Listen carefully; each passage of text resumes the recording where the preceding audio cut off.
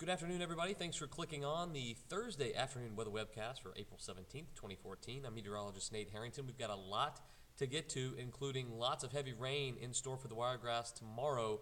For Friday, a flood watch in effect. We'll get to that in a second. Want to show you what's going on today, though. A pretty nice day, all things considered. A little bit more cloud cover in the area early this morning, and some higher clouds have moved in this afternoon.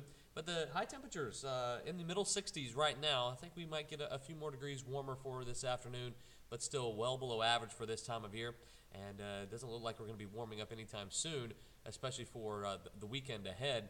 Looks like those high temperatures that we were talking about yesterday will be pared down just a little bit. Some spots are in the 70s, though, down south and off to the west, where they've seen a little bit more sunshine, but where the cloud cover has taken hold, numbers are still in the low and middle 60s and some upper 60s, 68 in Ozark, 69 Enterprise, 69 in Troy. So most everybody close to or right at 70 degrees or just a little bit over, but a few spots are still hanging on to the mid-60s. And the winds have, again, been brisk today. Didn't think this would be too much of an issue, but the area of high pressure and in a developing low has moved in a little faster than we thought, so that has given rise to some winds coming in from the east and northeast, 10 to 15 miles per hour, and that's wreaking havoc for the folks out of the Dothan Pro Classic. The tennis tournament has had their fair share of rough weather this week with the cold and the wind, and it looks like the rain is going to postpone things for tomorrow. There you see the developing area of low pressure in the Gulf of Mexico, and I think it's going to get here much quicker than anticipated.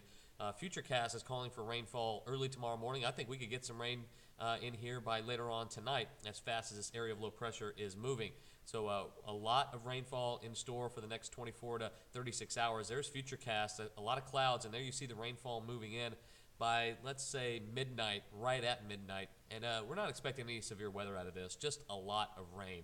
And we'll show you expected rainfall totals here in a second. But early tomorrow morning, rainfall commences. The western Wiregrass and folks in the western Florida Panhandle will see it the worst early in the morning. Then a couple of bands move in for the morning commute. Some heavier rain down in the Big Bend of Florida. Thunderstorms are possible. I'm not saying we're not going to see thunderstorms, but I don't think we're going to see any severe weather. I could see a little bit of wind, but non-severe wind below that 60-mile-an-hour range. I think we'll see some gusty winds, maybe 30 to 35 miles per hour tomorrow with some of the thunderstorms that we see. There's your Futurecast for the afternoon hours. There you see the low kind of pivoting away. The center of the low will be in the Big Bend of Florida, somewhere around there. And we're going to get the back side, the back bands of this area of low pressure. So that's why the pivoting shape, kind of the circular shape and the banding of the rainfall in the Wiregrass for tomorrow afternoon. Then by tomorrow night, the low starts to lift. I think we'll see some residual moisture by Saturday, but I think the rain will be done basically by the early morning hours on Saturday. Futurecast picking up on a few little rain showers still left over, but I think most of that moisture will start to dissipate by the time we get to the early morning hours on Saturday. And the afternoon is going to be cloudy and cool, much cooler than we thought. I thought the clouds would be out of here by Saturday when I was talking about it yesterday, but it looks like the clouds stick around and temperatures will be well below average once again. Future rainfall, this is through Friday at 2 o'clock. Notice the time. This is through Friday at 2 o'clock, so we still, after this, we still have a good few hours of rainfall left, but there you see the totals, 3-4 inches. Most of the rain is in the western and southern Wiregrass down near the coast and the Florida Panhandle.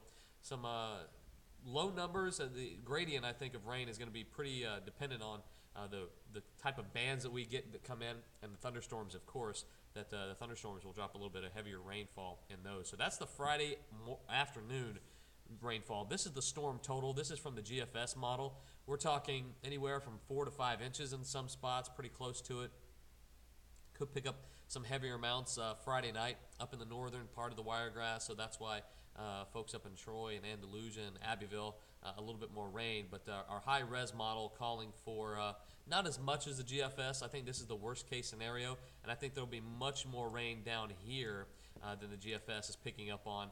And the rainfall amounts, I think, in the Big Bend of Florida and down in the Florida Panhandle could equal 5 inches, and in some spots 6 inches for tomorrow afternoon through tomorrow night, I should say, and then by tomorrow Saturday morning, the rain should stop. But 3, 4, 5-inch rainfall totals are not going to be out of the question. So a flood watch in effect for most of the Wiregrass. I think these counties to our west and to our north, Crenshaw, Covington, Pike, and Barber counties, also Santa Rosa, Escambia, counties will be added to this flash, and Okaloosa as well, will be added to this flood watch before the evening is out. We're just going to have to watch it. Different weather service offices issue watches on a different scale. So we'll just have to watch. But a lot of people are going to get a lot of rain no matter where the flood watch is. And this is going to be mostly because we've been so saturated here the last few days. A lot of rainfall 2 weekends ago. And then on Monday of this week, folks in the Florida Panhandle picked up 3, 4, 5 inches of rain.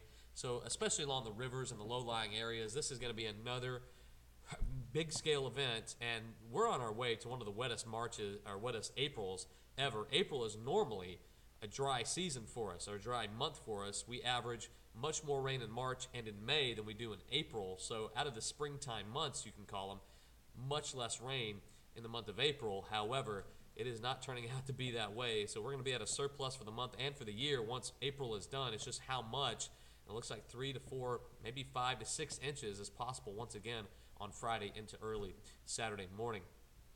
We'll have a better idea of the track of the low later on tonight on News 4, especially at 10. We should have a pretty good idea where the rain's going to be first and where that low is going to go. But we'll have a better idea. Futurecast models will be updating here before the 5 o'clock news. So 5 and 6 live from the Westgate Tennis Center at the Dothan Pro Classic, also at 5:30. We should have a great idea of how much rain exactly we're going to get. So that'll be the bulk of our topic, of our forecast for tonight and into tonight, later tonight too, this evening. The forecast will definitely be focused on that. So if you have any questions, comments, concerns, or criticisms for the Afternoon Weather Webcast, what can I be doing better? Again, this is a more technical discussion of the weather and not just giving you the 5-day forecast. That's why we want to make you watch the news, honestly. So please leave your comments there below. We'll have more updates on the rain on News 4, 5, 6, and 10, and also WRGX News at 5:30 and the CW Primetime News at 9. We'll see you back here tomorrow. Very rainy Friday in store for us, so be prepared. Have the umbrellas up for tomorrow.